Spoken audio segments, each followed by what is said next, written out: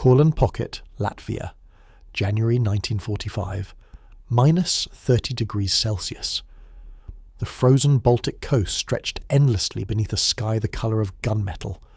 Oberst Hans Ulrich Rudel, Germany's most decorated combat pilot, adjusted his oxygen mask as his Stuka formation climbed to intercept Soviet fighters reported near the German defensive positions.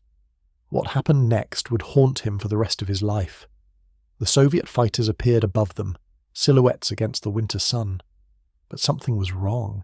These weren't the familiar shapes of yaks or Lavochkins. They were larger, more substantial. One Soviet pilot rolled inverted and dove, and Rudel saw it clearly. The distinctive mid-engine configuration, the tricycle landing gear, the unmistakable profile, American aircraft. Not the P-3 Airacobras he'd encountered before. Something bigger, something faster, something that by all agreements wasn't supposed to be there. The lead Soviet fighter opened fire from 600 yards. Rudel watched in horror as the aircraft ahead of him simply disintegrated. Not shot down, destroyed. Transformed from a flying machine into falling debris in less than 2 seconds. The cannon fire was devastating, far more concentrated than anything the Germans had faced from Soviet aircraft. As Rudel threw his Stuka into a desperate dive toward the deck, he caught one more glimpse of the attackers. The nose-mounted cannon, the wing guns, the aggressive lines. In his memoirs written years later, Rudel would record his encounter with what he called American types of aircraft, especially Airacobras, Kingcobras and Bostons over the Courland Pocket. He'd identified them correctly. Bell P-63 Kingcobras, American-built fighters that were officially restricted to the Soviet Far East for use against Japan. But Stalin had other plans. This is the story of the Bell P-63 Kingcobra, an American fighter that never saw combat in American hands, but became a weapon that German pilots learned to fear. A weapon whose presence on the Eastern Front violated international agreements. A weapon whose 37mm cannon could punch through armour that stopped conventional fighters cold. The Germans dismissed it at first, just another American design sent to the Soviets. Then they discovered what that cannon could do.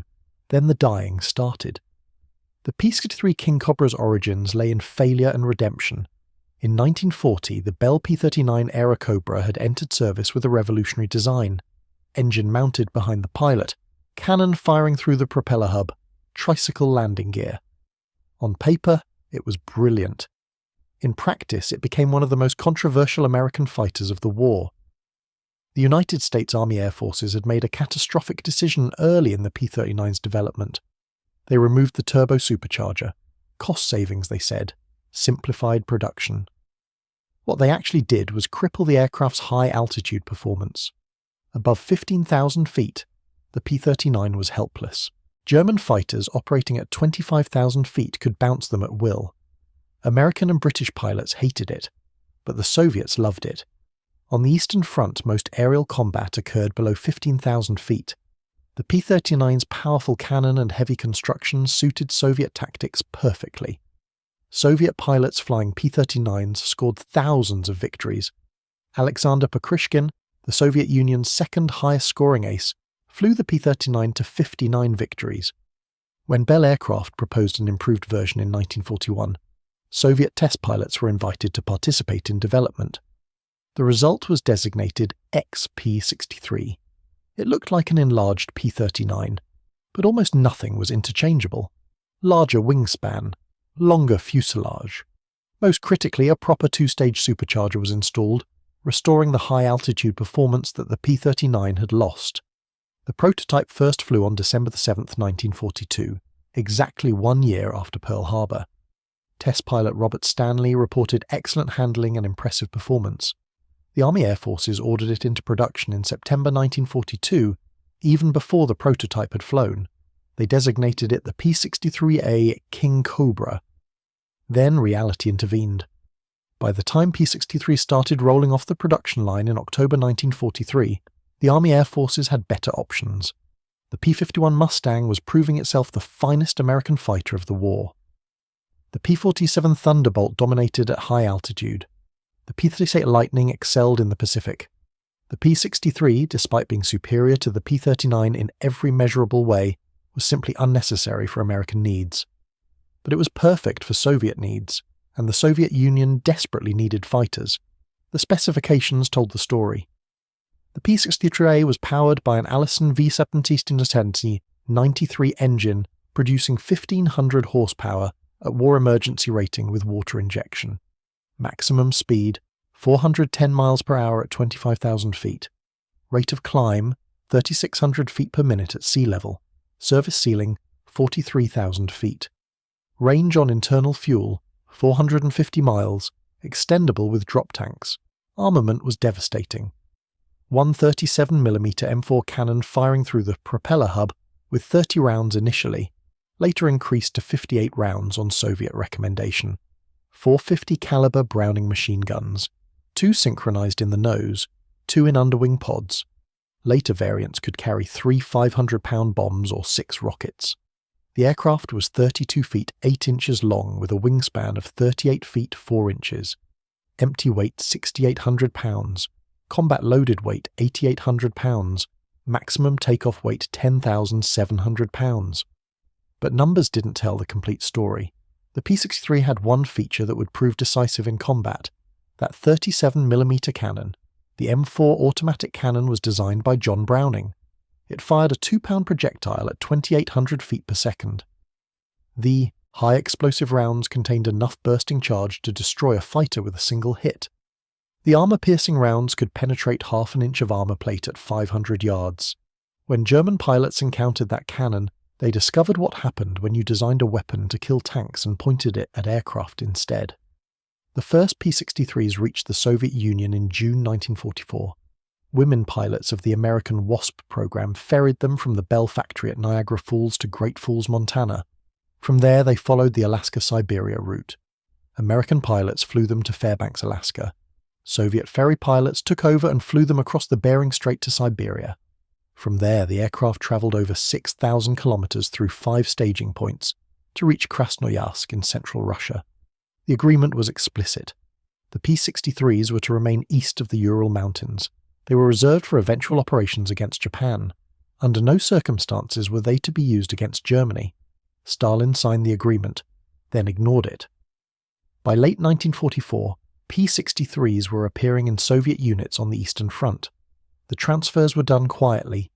Units officially flew P-39 Airacobras.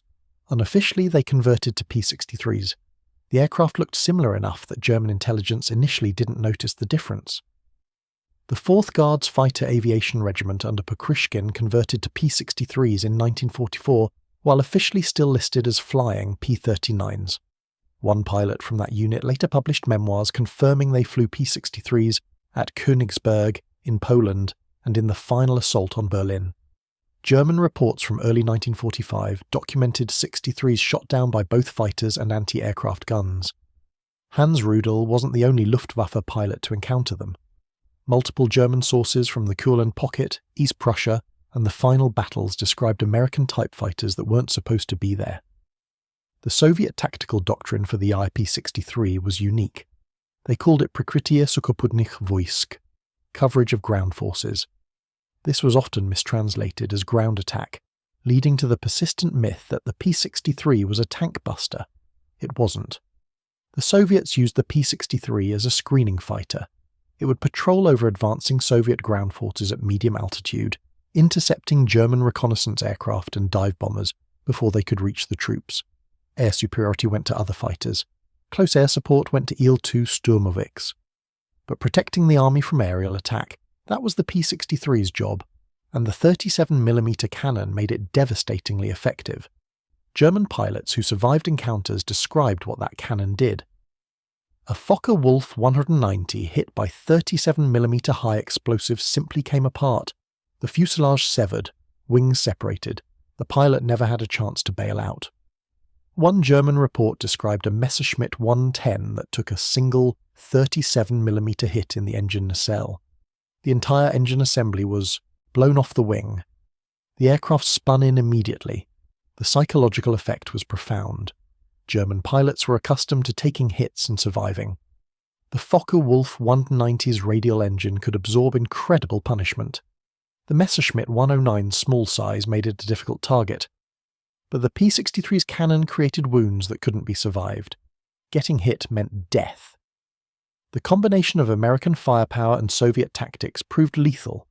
The P-63's supercharged engine gave it excellent performance above 20,000 feet, higher than most Soviet fighters operated effectively. This allowed P-63 units to position themselves above German formations and dive to attack. The dive performance was exceptional.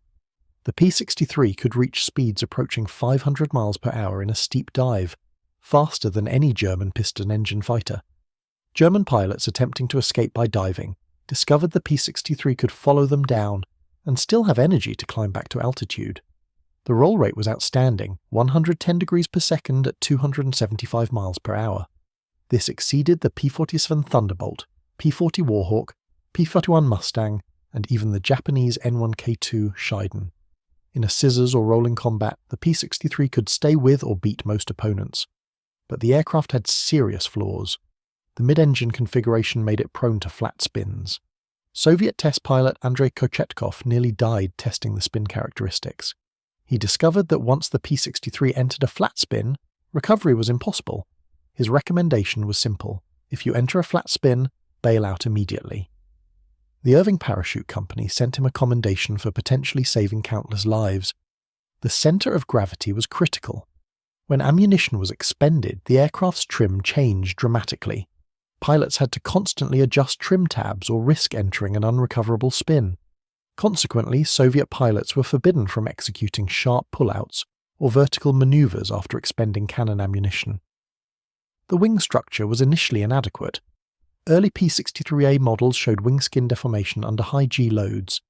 Bell reinforced the wings from the A7 variant onward, but Soviet pilots remained cautious about overstressing the airframe.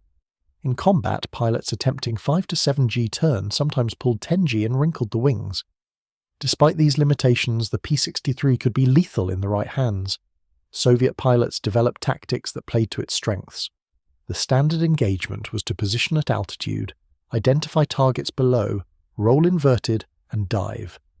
The dive built tremendous speed. At 500 yards, opened fire with all weapons. The 37mm cannon rounds and 50 caliber machine gun fire converged in a cone of destruction. If the target survived the first pass, zoom climb back to altitude using speed from the dive. Never turn with German fighters at low altitude. Never get slow. Use speed and firepower as weapons. Altitude equals safety. The Eastern Front missions were brutal. Winter temperatures reached -40 degrees. The P-63's enclosed cockpit with car-style doors and heating system was a luxury compared to many Soviet fighters. The radio compass made navigation possible in the terrible weather. But the cold was relentless. Engines had to be preheated for 30 minutes before starting, oil thick as molasses, hydraulic fluid barely flowing. The operational tempo was punishing. Soviet units flew 4 to 5 missions per day. Pilots logged combat hours faster than anywhere else in the war. Fatigue was constant. Mistakes were fatal. The Germans adapted their tactics. When P-63s were reported, German fighters stayed low and fast. They avoided climbing to engage. They attacked from below where the heavy American fighter was less maneuverable.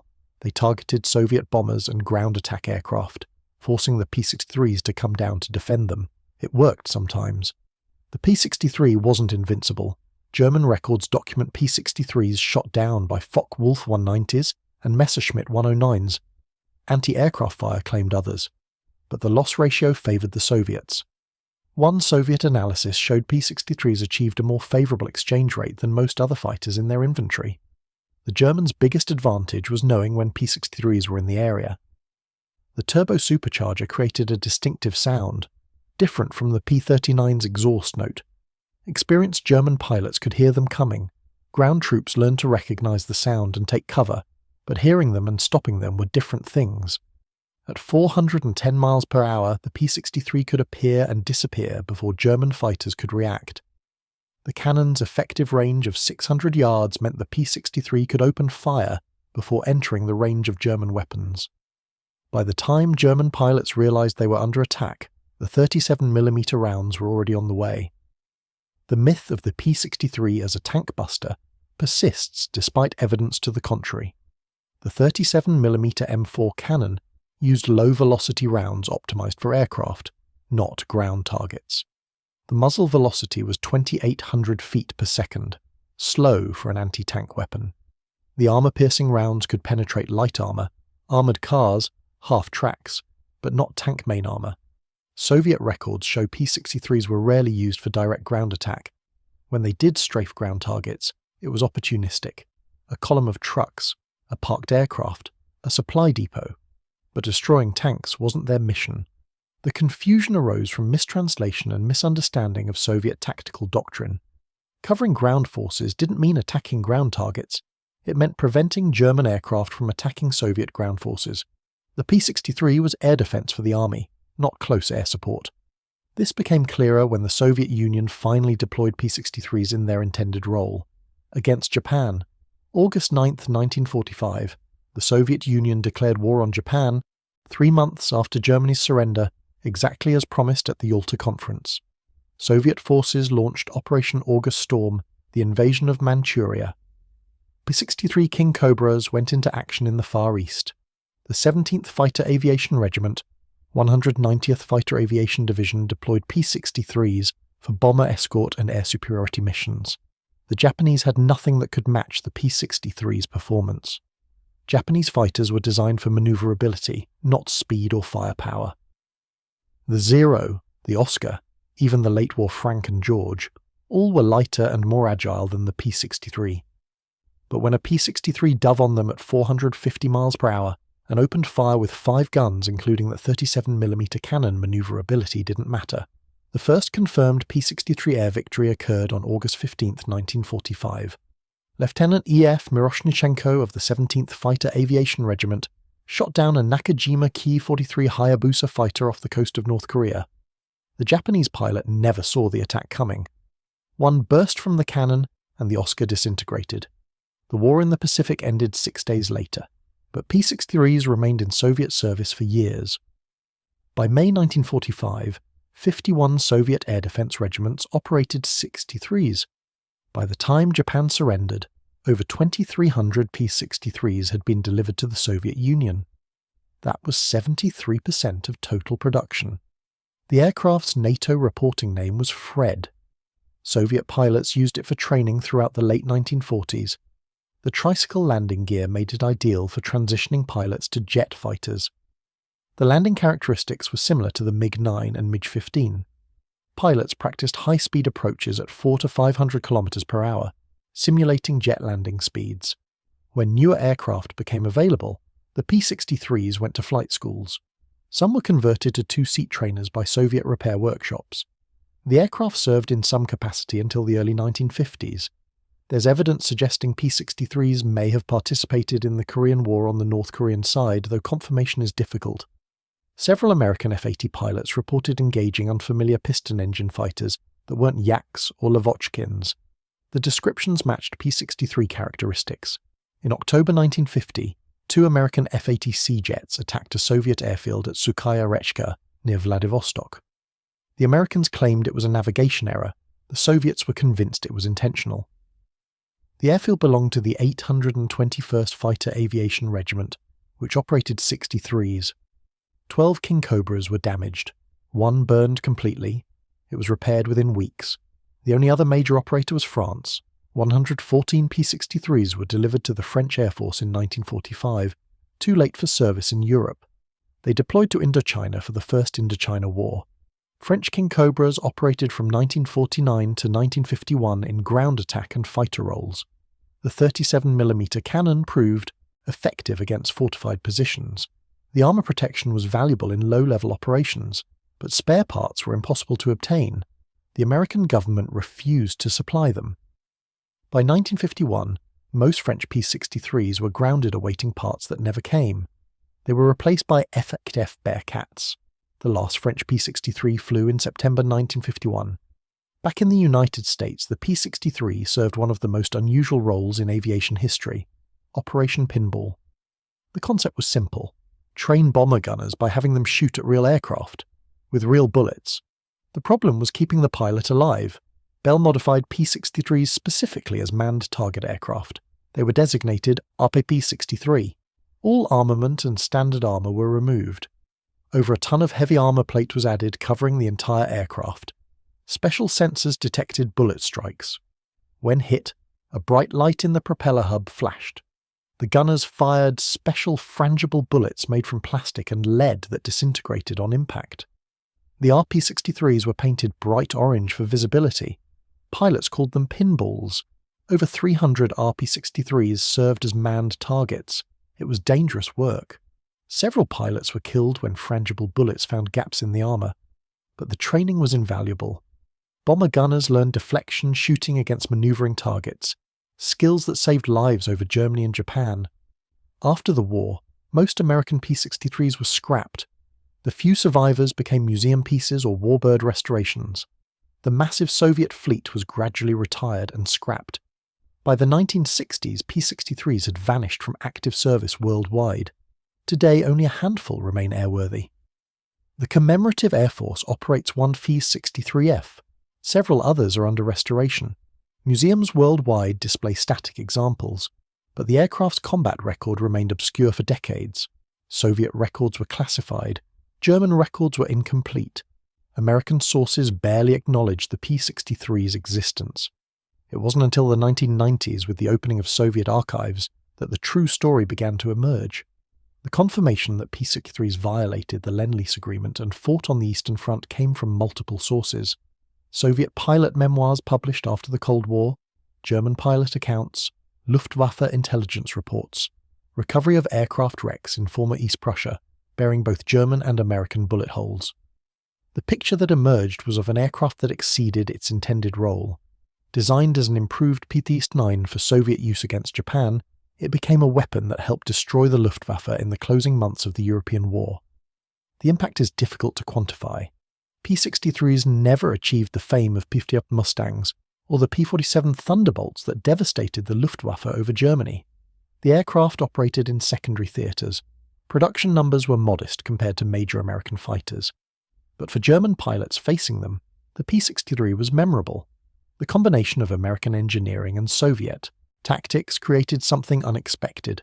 An aircraft that could outclimb most German fighters, that could dive away from anything, that carried firepower capable of destroying aircraft with single hits.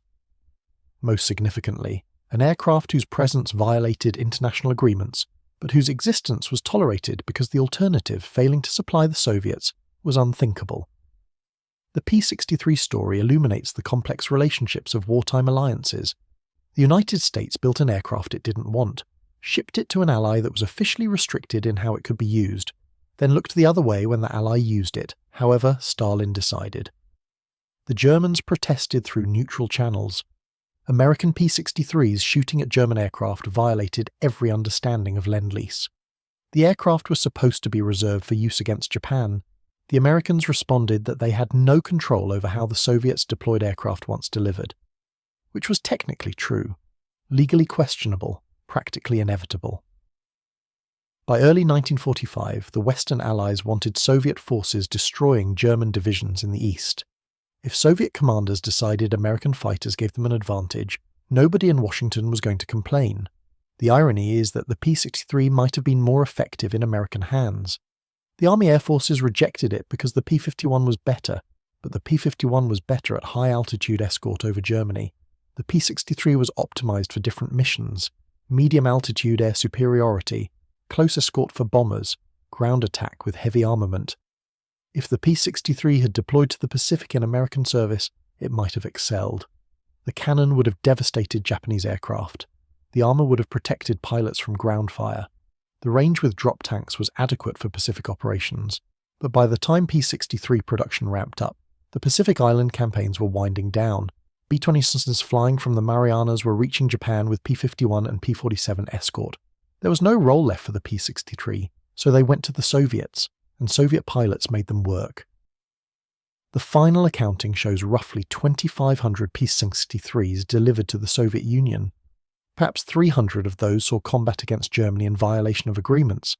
Casualties are unknown. Soviet records don't break down losses by aircraft type in many units, but the survivors credit the P-63 with being a capable fighter that compared favourably to Soviet designs. When German archives were opened after reunification, researchers found scattered references to American fighters on the Eastern Front in early 1945. The reports described aircraft with nose-mounted cannon, unusual for American fighters, with performance characteristics matching the P-63, with devastating firepower. German air intelligence knew they were there. They knew it violated Lend-Lease. They knew protesting was pointless. By February 1945, Germany was losing the war on all fronts. What difference did it make which American fighter was shooting at them? But individual German pilots who encountered P-63s remembered. Rudel survived the war with 2,500 combat missions and a chest full of medals. In his post-war writings, he specifically mentioned Kingcobras over Courland. That detail is significant. Most histories claim the P-63 never fought in Europe. Rudel's account, combined with Soviet pilot memoirs and German loss records, proves otherwise. The aircraft that wasn't supposed to be there was there, and it fought. The legend of the P-63 as tank buster persists despite evidence. That story is simpler and more dramatic than the reality. American fighter kills German tanks. Perfect propaganda. Except it didn't happen that way. The P-63 killed German aircraft. It defended Soviet troops from German air attack. It helped establish air superiority over the Eastern Front in the final months of the war. Unglamorous missions. Critically important. Officially denied.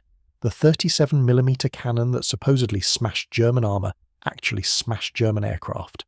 And for pilots on the receiving end, that cannon was terrifying enough.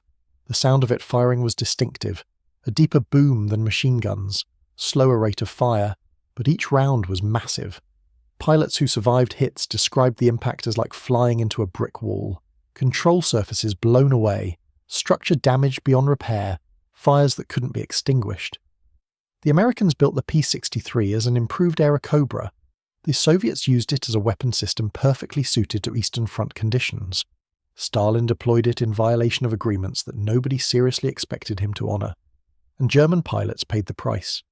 In the frozen skies over Courland, over East Prussia, possibly over Berlin itself, American-built fighters engaged German aircraft. The pilots were Soviet. The tactics were Soviet. But the cannon that tore German fighters apart was American. And the Germans who survived never forgot. That's the real story of the P-63 Kingcobra. Not a tank buster, not a failed American fighter, but a weapon that helped destroy the Luftwaffe when and where it mattered most. In the final desperate months when Germany was losing but still fighting, when every aircraft mattered, when every mission could be the last, the P-63 was there. Officially it wasn't supposed to be. Stalin didn't care. The German pilots who faced it learned quickly. That distinctive silhouette meant trouble. The sound of that cannon meant death. And the American fighter that nobody wanted became the fighter that German pilots feared. That's how the P-63 Kingcobra earned its place in history. Not through official channels or planned operations, but through the brutal mathematics of combat. Speed plus firepower plus surprise equals dead enemy fighters. The Soviets understood that equation perfectly. They applied it with ruthless efficiency, and the P-63 Kingcobra delivered the solution. The Germans dismissed it at first. Another American design, inferior to their fighters, obsolete compared to their late war aircraft. Then they discovered what 37mm high explosive rounds did to a Focke-Wulf 190 at 400 yards. Then the laughter stopped. Then the dying started. By May 1945, the Luftwaffe was finished. Thousands of factors contributed to its destruction. But among them, flying in colours they weren't supposed to wear in skies they weren't supposed to enter, were Bell P-63 Kingcobras, weapons that Stalin wasn't supposed to use, that German pilots weren't supposed to face, that officially never existed where they actually fought. The P-63 Kingcobra story is one of pragmatism over principle, of wartime necessity overriding peacetime agreements, of an aircraft that found its purpose not where it was intended, but where it was needed. And for the German pilots who encountered them over the frozen Eastern Front in the final months of World War II, the P-63 Kingcobra was very real, very deadly, and very much not supposed to be there. But there it was, and it smashed everything it caught. The technical superiority of the P-63 over its predecessor was substantial, but often overlooked in the shadow of more famous fighters. Where the P-39 Airacobra had been crippled by the removal of its turbo supercharger, the P-63 received proper attention to high-altitude performance from the beginning. The Allison V17-10 engine in the P-63 featured a two-stage, two-speed supercharger that maintained power output well into the thin air above 20,000 feet. This wasn't merely an incremental improvement. At 25,000 feet, the P-39 could barely reach 300 miles per hour and struggled to climb. The P-63 at the same altitude maintained 410 miles per hour and could still climb at over 2,000 feet per minute. For combat purposes, this transformed the aircraft from a low-altitude fighter into a genuine multi-altitude threat. Soviet test pilots at the NIVVS Research Institute conducted extensive evaluations comparing the P-63 to both the P-39 and contemporary Soviet fighters. Their reports, declassified in the 1990s, revealed sophisticated understanding of the aircraft's capabilities and limitations. Test pilot Mark Galley noted that the P-63 had significantly better handling than the P-39 at high speeds. Where the P-39 became increasingly nose-heavy, above 350 miles per hour, requiring constant back pressure on the control column, the P-63 maintained neutral stability across its speed range. The laminar flow wing, a feature carried over from the P-39 but refined on the P-63, provided lower drag and better high-speed performance. But Galley also identified the critical flaw, the center of gravity shift when ammunition was expended. After firing all 37mm rounds and most of the 50 caliber ammunition, the aircraft's balance changed dramatically. Without constant trim adjustment, the P-63 would pitch nose up, losing speed and potentially entering a stall spin. Soviet maintenance crews addressed this by adjusting the loading procedures. They placed heavier equipment and survival gear further forward in the aircraft to partially compensate for ammunition weight. They trained pilots to be vigilant about trim settings after combat, and they enforced strict rules about aerobatic maneuvers when low on ammunition. The accident rate for Soviet P-63 units was higher than for most other fighter types, but lower than for some Soviet designs like the Lend-Lease. Most accidents occurred during training when inexperienced pilots failed to properly manage the aircraft's characteristics. In combat, experienced pilots adapted quickly. The production history of the C-63 illustrates the chaotic nature of wartime aircraft procurement. Bell Aircraft had begun design work in early 1941 while the 39 was still proving itself problematic. The Army Air Forces initially showed little interest. They were committed to the 38, P-47, and the promising new P-51. But the British Purchasing Commission and Soviet representatives pushed for an improved Airacobra. The Soviets particularly wanted better high-altitude performance and increased ammunition capacity for the cannon. Bell responded with a design that addressed both requirements. The prototype contract was signed in June 1941. Construction began immediately, but the attack on Pearl Harbor in December 1941 reshuffled all priorities. Suddenly the United States needed fighters desperately. The Army Air Forces ordered the P-63 into production in September 1942, 3 months before the prototype would fly. This was an enormous gamble. If the design had proven flawed, thousands of man-hours and millions of dollars would have been wasted. The XP-63 prototype finally flew on December 7, 1942. Test pilot Bob Stanley's report was positive. The aircraft flew well, better than the P-39 in almost every parameter, but it also revealed problems. Flutter in the horizontal stabilizer at high speeds, insufficient directional stability, cooling problems with the engine. Bell's engineers spent 6 months refining the design. They added a ventral fin under the tail for directional stability. They redesigned the cooling system. They strengthened the tail structure. The production P-63A that emerged in October 1943 incorporated all these changes. By then, the Army Air Forces had definitively chosen the P-51 Mustang as their primary fighter. The P-63 production was maintained solely to fulfill Lend-Lease commitments to the Soviet Union. This had a curious effect on quality control. Bell Aircraft knew that American pilots wouldn't fly these aircraft in combat. The primary customer was the Soviet Union. Soviet acceptance teams were stationed at the Bell factory, inspecting each aircraft before acceptance.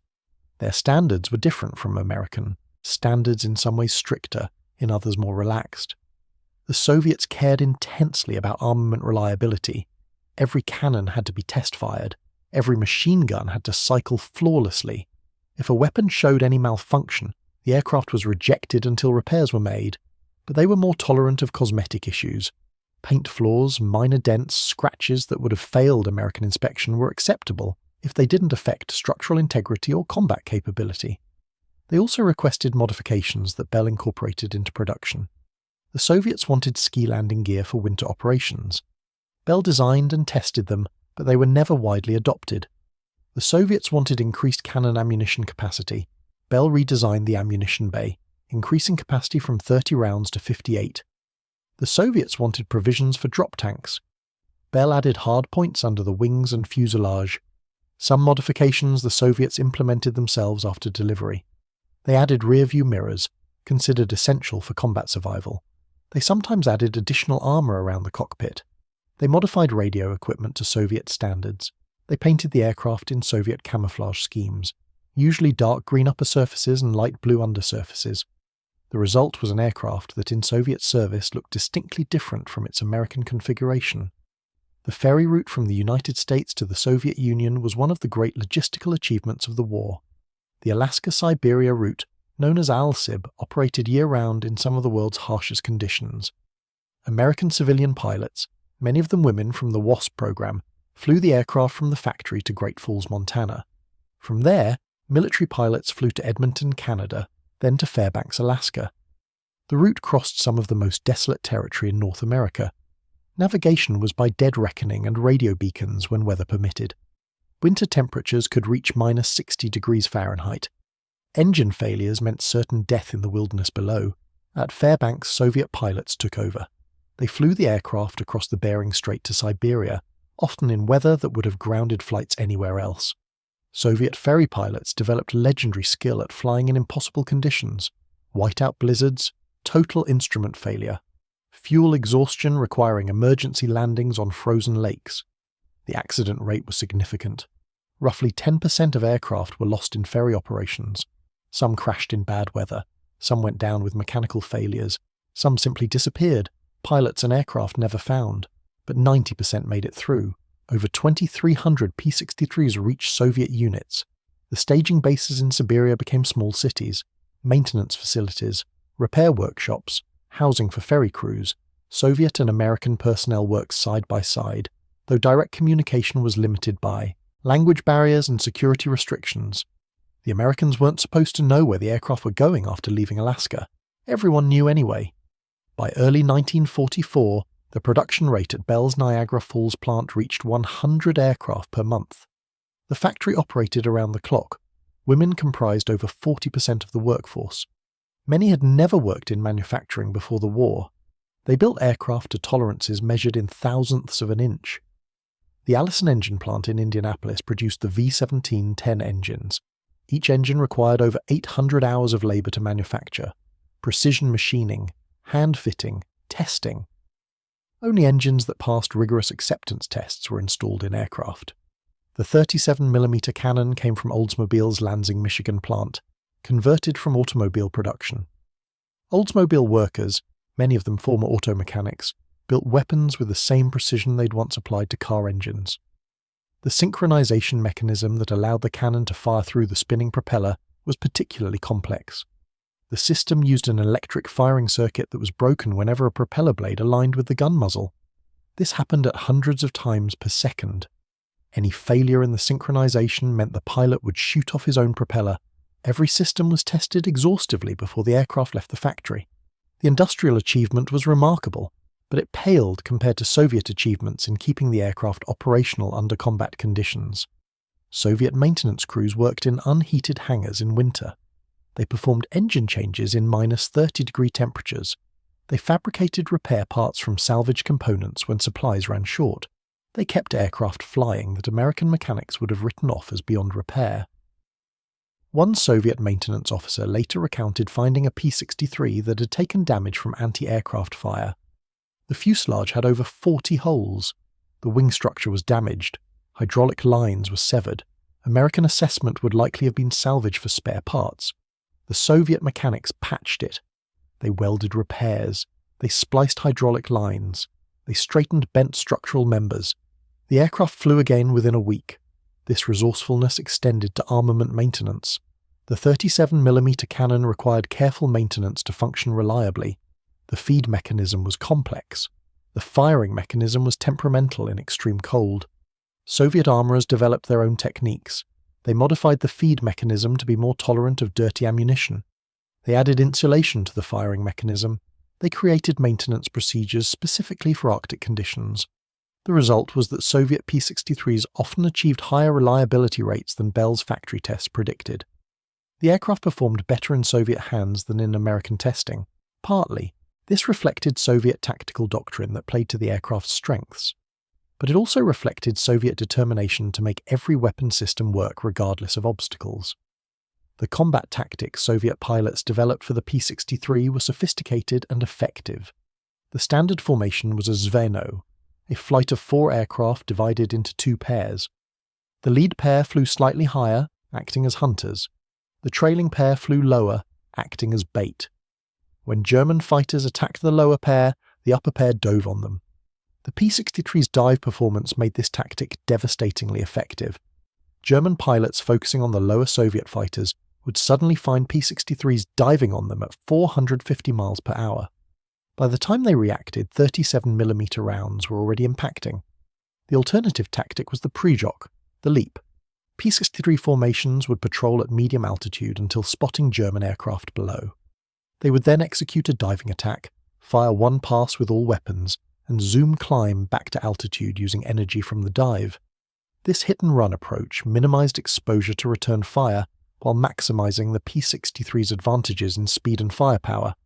Soviet pilots were explicitly forbidden from engaging in turning fights at low altitude. The P-63 could turn reasonably well, but German fighters like the Focke-Wulf 190 could turn inside it. Any prolonged turning engagement favored the Germans. Speed was survival. Altitude was life insurance. These principles were drilled into every P-63 pilot from their first training flight. The gunnery training emphasized patience. The 37mm cannon had limited ammunition.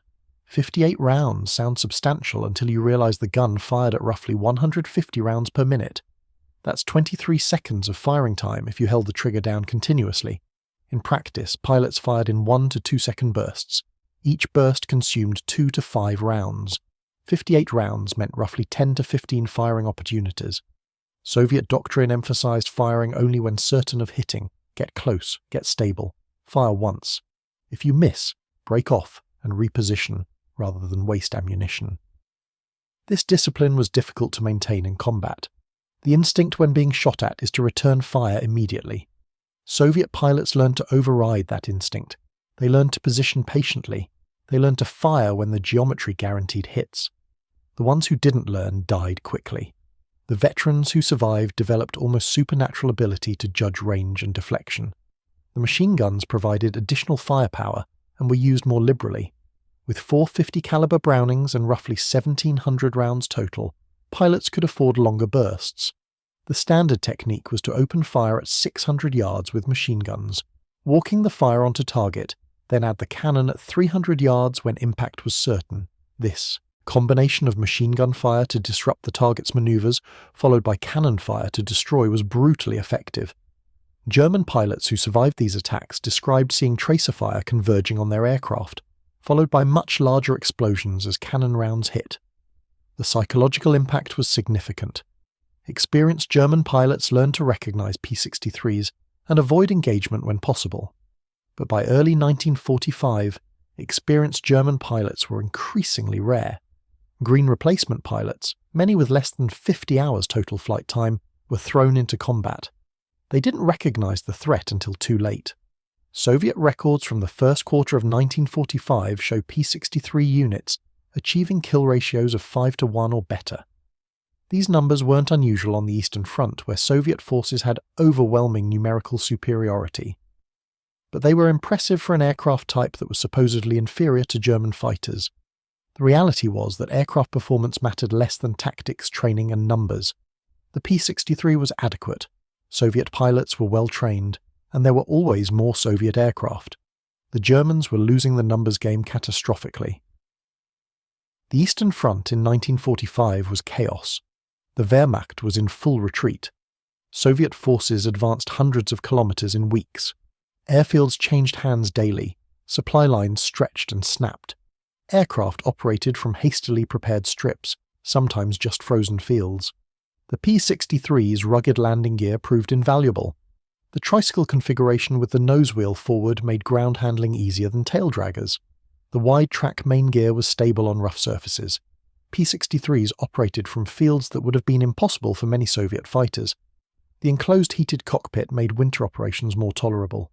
Soviet pilots appreciated this luxury. Many Soviet fighters had open or poorly heated cockpits.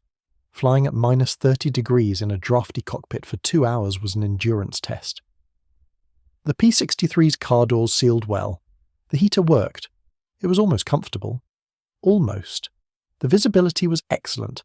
The bubble canopy provided clear views in all directions except directly behind. This was addressed by adding mirrors.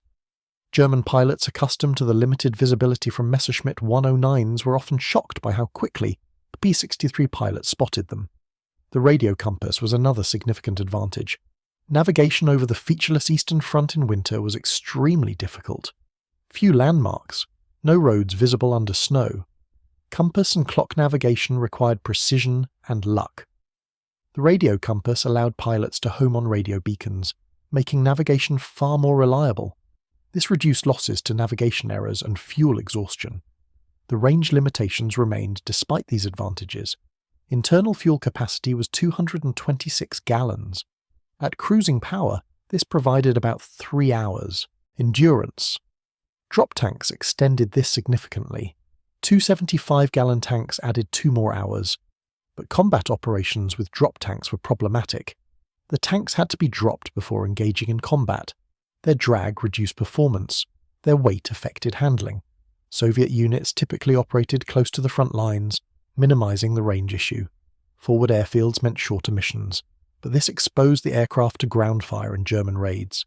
It was a calculated trade-off: proximity to targets versus vulnerability to attack. The Soviets generally accepted the risk.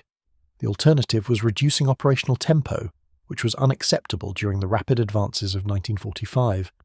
German intelligence struggled to assess the P-63 threat accurately. Early reports confused it with the P-39. Both aircraft had similar silhouettes. Both were American designs in Soviet service. Only close examination revealed the differences.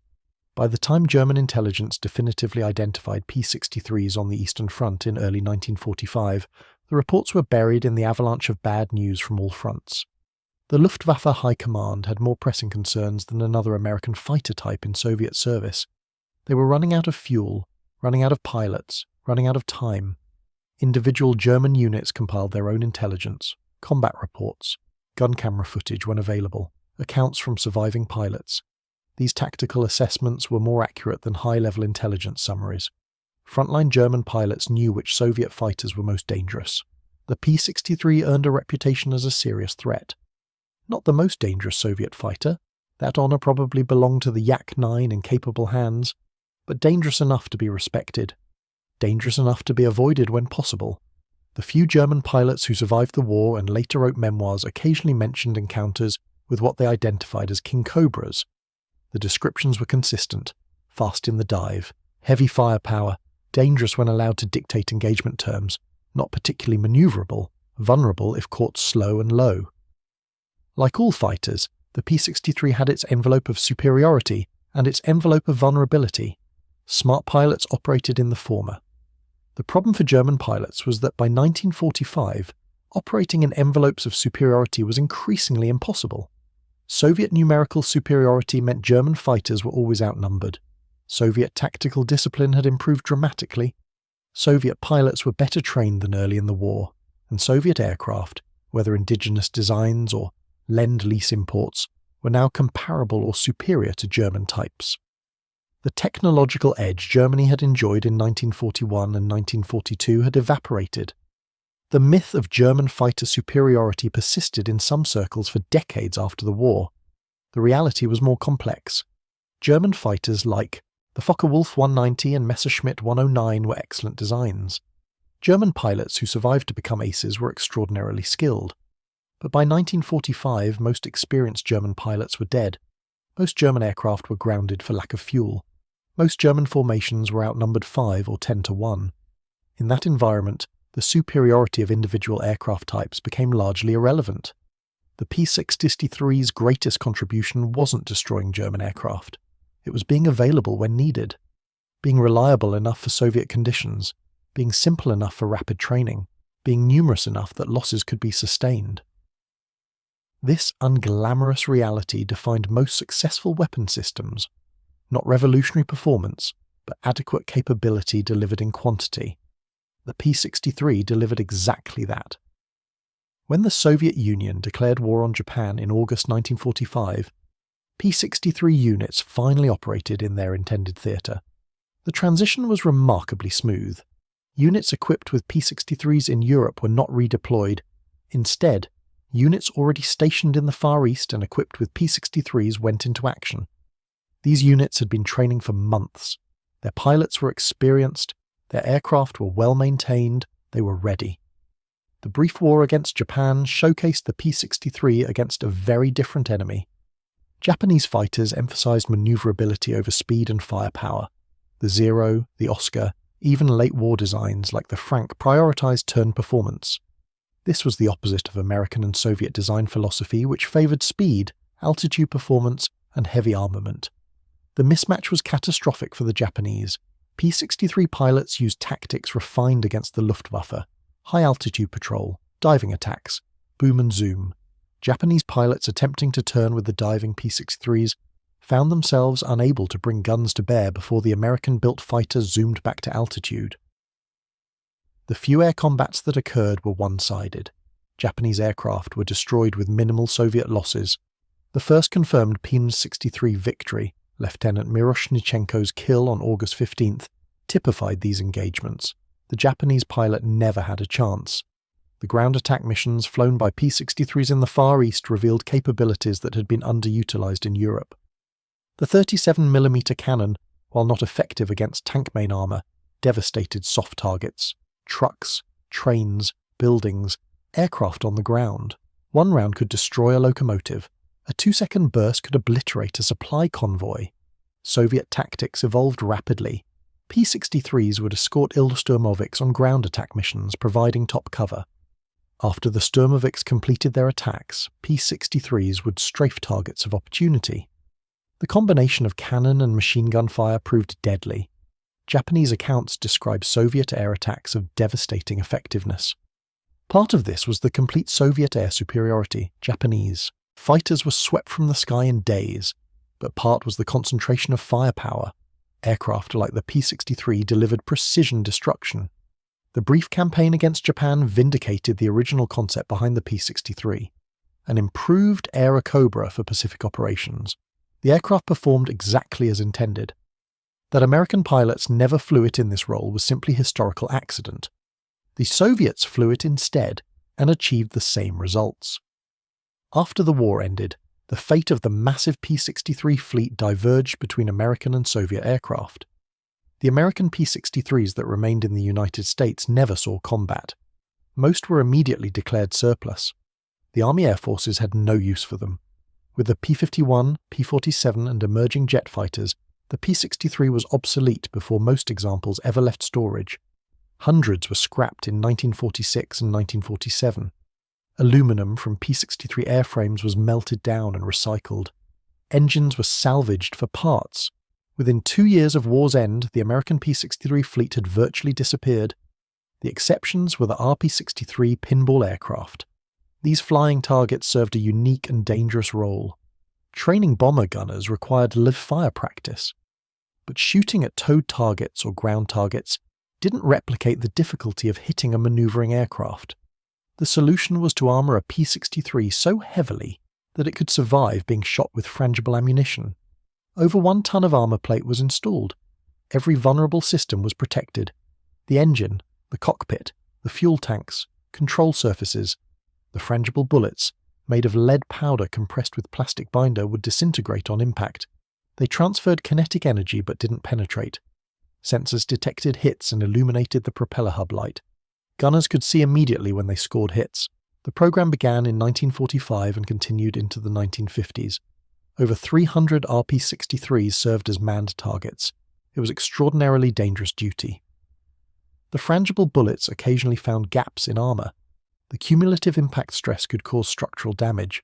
Several pilots were killed when hits caused catastrophic failures, but thousands of gunners received realistic training. The skills they learned saved lives in Korea. The last RP-63s were retired in 1956. Most were scrapped. A few survive in museums. In the Soviet Union, the P-63 fleet remained in service far longer. The aircraft continued operational duty with fighter regiments until 1948. Then they transitioned to training roles. The tricycle landing gear made them ideal for training pilots destined for jet fighters. Soviet jets like the MiG-9 and MiG-15 used tricycle gear. Their landing characteristics were dramatically different from tail-dragging piston fighters. Pilots transitioning from Yaks and Lavochkins needed to learn new techniques. The P-63 provided a relatively safe intermediate step. Landing speeds were higher than most Soviet piston fighters. The approach was flatter. The flare and touchdown required different timing, but the P-63 was forgiving. The wide track gear was stable. The visibility was excellent. Instructors could teach jet landing techniques without the expense and risk of actual jet training. Hundreds of Soviet pilots learned on P-63s before progressing to jets. Some P-63s were converted to two-seat trainers. Soviet repair facilities installed second cockpits where the radio equipment had been. These conversions were crude by Western standards but functional. Instructors could demonstrate techniques and correct student errors in real time. The training value was immense. By the early 1950s, most Soviet P-63s were worn out. Years of hard service in harsh conditions had taken their toll. Airframes were cracked. Engines were beyond economical repair. Spare parts were exhausted. The survivors were gradually scrapped. A few ended up as gate guardians at Soviet air bases. Most simply disappeared. The story of P-63s in Korea remains murky. American pilots reported encountering unfamiliar piston engine fighters. The descriptions sometimes match P-63 characteristics, but confirmation is impossible. Soviet records from this period remain classified or were destroyed. North Korean records are inaccessible. Chinese records are incomplete. What's certain is that some P-63s were still operational in the Soviet Far East in 1950. Whether any crossed into Korea is speculation. The circumstantial evidence is intriguing but inconclusive. The October 1950 incident at Sukhaya-Rechka airfield is documented. American F-80 jets attacked a Soviet airfield. The Soviets claimed 12 aircraft were damaged, including P-63s. But whether these aircraft later participated in combat over Korea is unknown. It's plausible. The Soviet Union was actively supporting North Korea. Transferring aircraft would have been simple. P-63s were obsolescent but still capable against piston engine opponents. But plausibility isn't proof. Without documentary evidence, the question remains unanswered.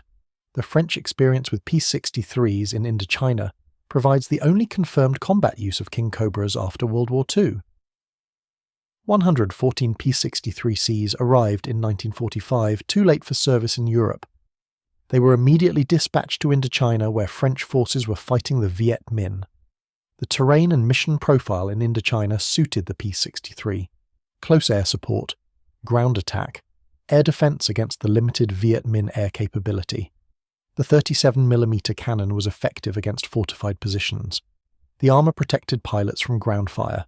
French pilots praised the aircraft's rugged construction, but logistics doomed the French P-63 fleet. Spare parts were unavailable. The United States government refused to supply them. Bell Aircraft had ended production. Maintenance became increasingly difficult. By 1950, many French P-63s were grounded awaiting parts that would never come. Cannibalization kept some flying. Parts from 3 aircraft would keep 1 operational, but this was unsustainable.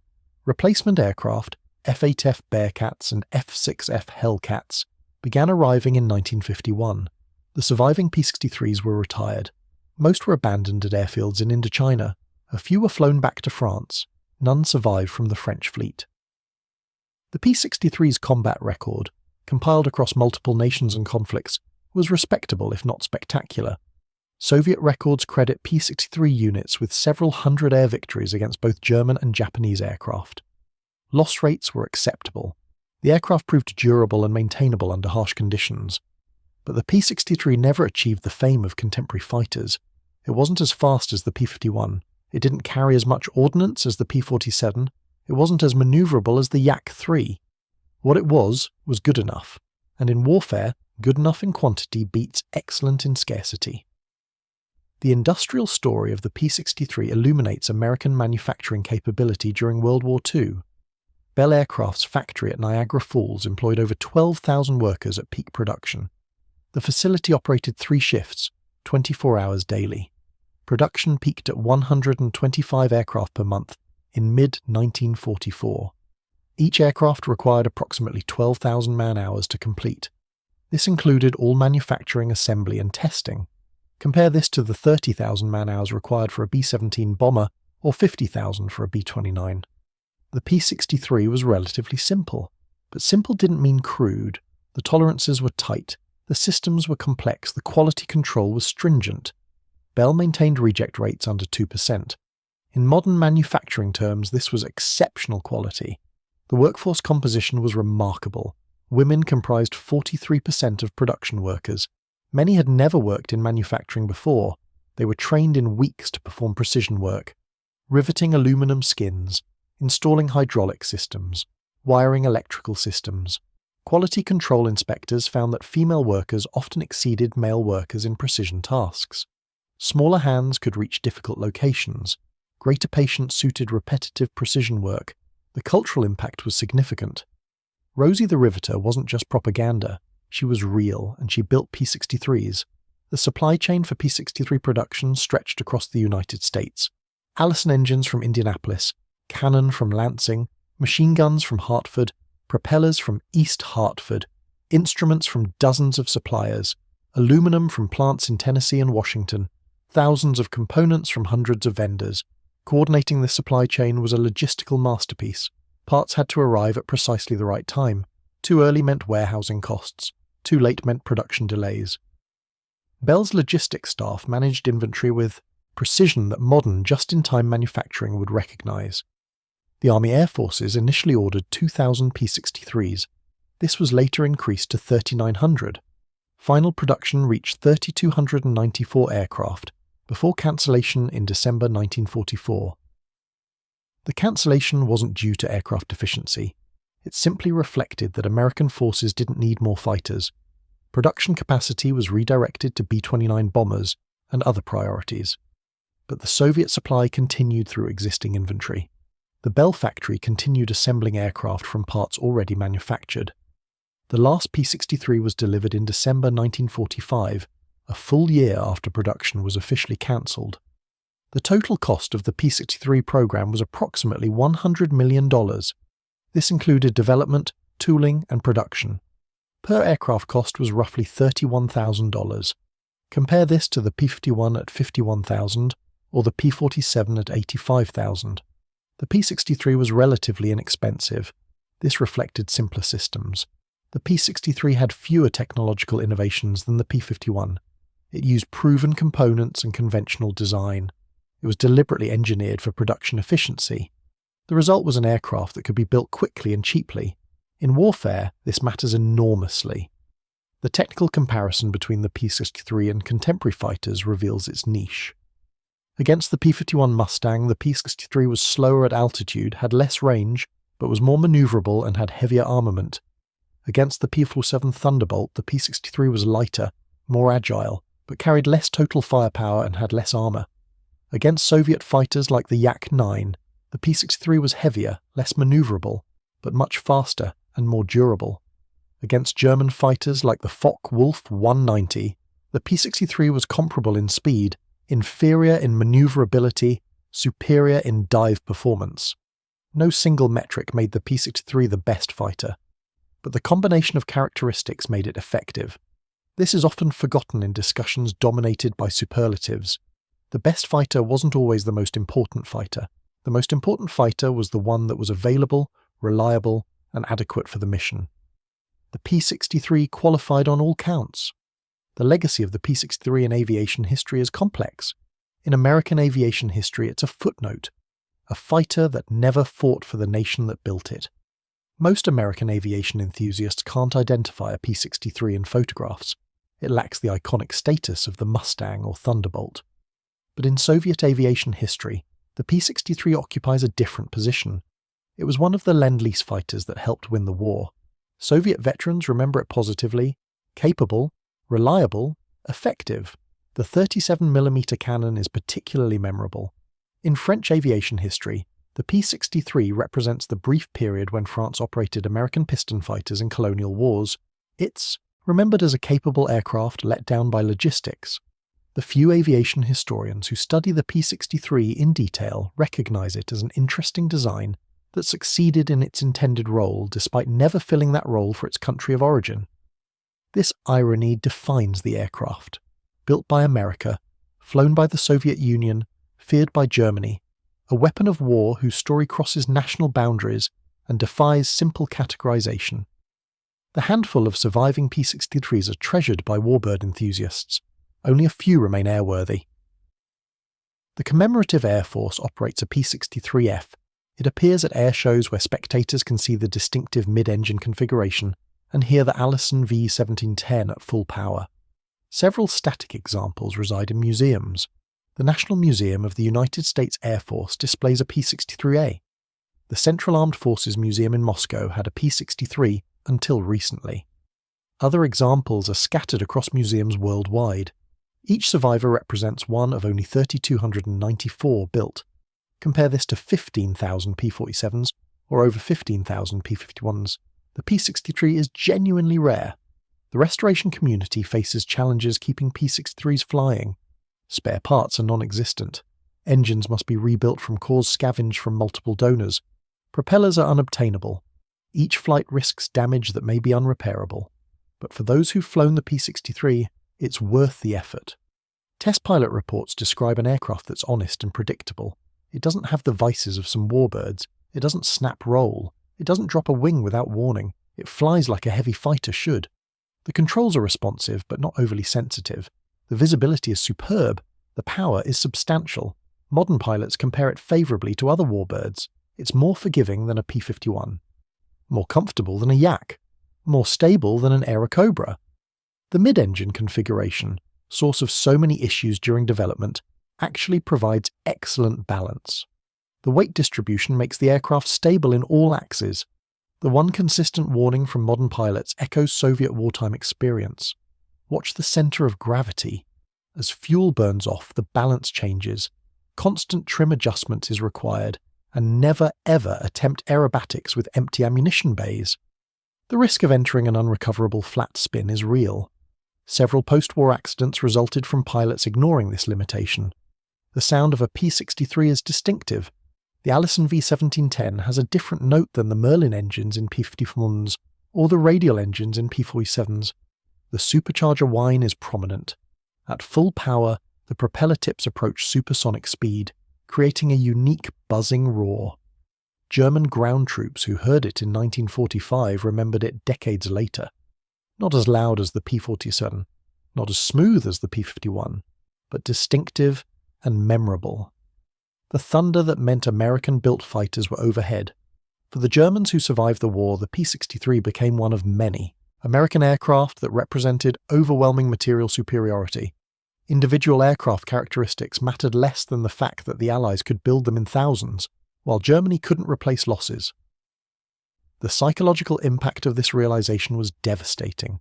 German veterans interviewed decades later spoke of the moment they understood the war was lost. For some, it was seeing the sky black with American bombers.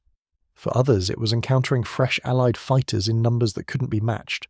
The P-63 was part of this calculus, another American fighter, another example of production capacity that Germany couldn't hope to match. That it was flown by Soviet pilots was almost irrelevant. The message was the same. America could outproduce, outsupply, outsustain any opponent. The strategic implications extended beyond aviation.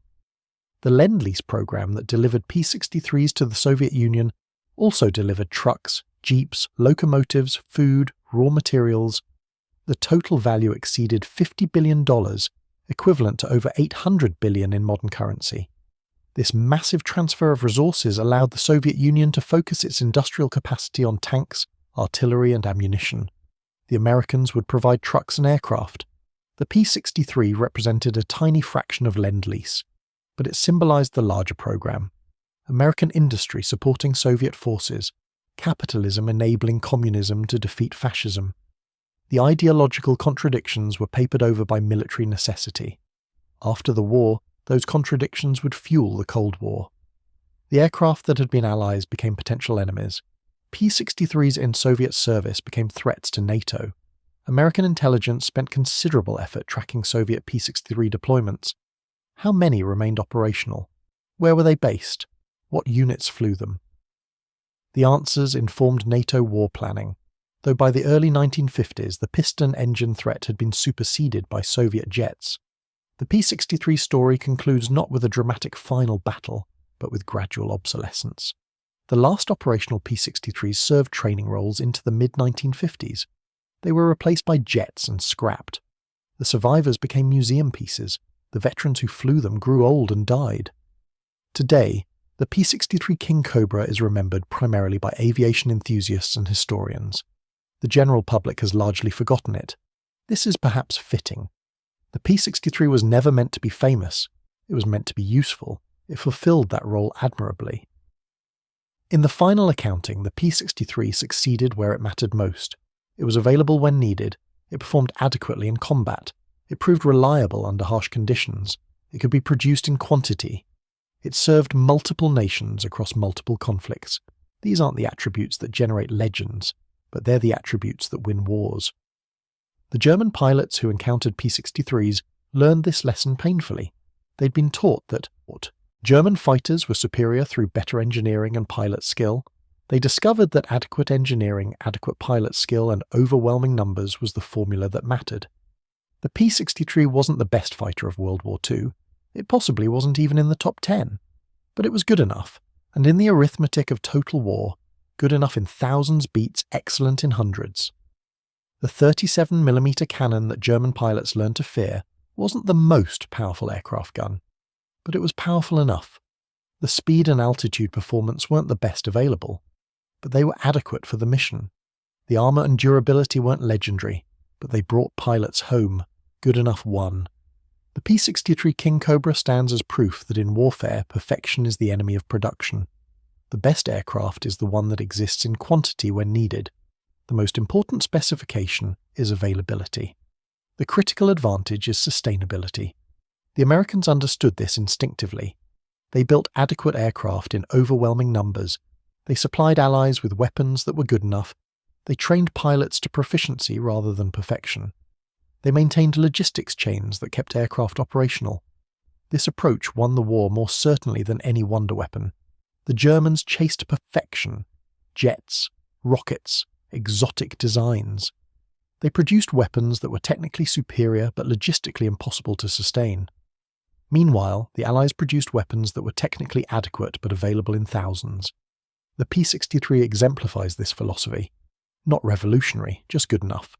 The survivors who flew P-63s in combat remember the aircraft fondly, but without illusions.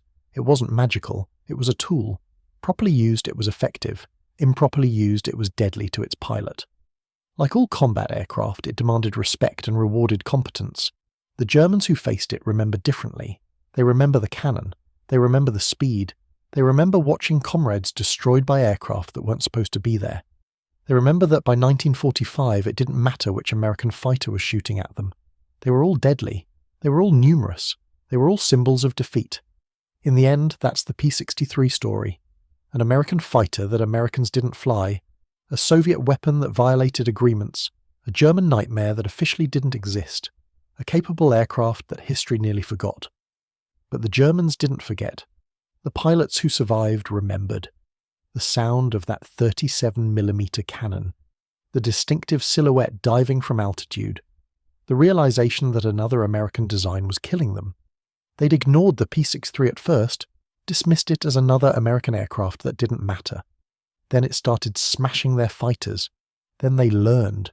Then they died. And the thunder of that 37mm cannon echoed across the eastern front. A sound that meant death was coming. A sound the Germans learned to fear. The P-63 Kingcobra. The fighter that wasn't supposed to be there, but was.